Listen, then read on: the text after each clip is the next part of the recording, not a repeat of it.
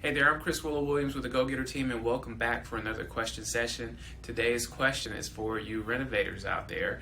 Somebody sent in one that says, hey, I've got a property mid-renovation and I need to get it sold before I finish it. What I would tell you is this is not an uncommon situation for a lot of people who start the renovation process. Either A, they can run out of money, or B, something can come up in their family that is requiring more of their time and they can't invest the proper amount of time to the renovation project that they've taken on. It is possible that you can sell the property even though you haven't finished the renovation. It's just going to be to a limited market of people. You're going to try to attract the most amount of investors you can attract.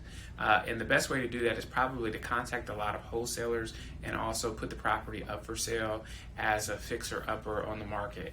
If you have plans or if you have permits, you also want to market the fact that you already have the renovations permitted or you already have plans in place.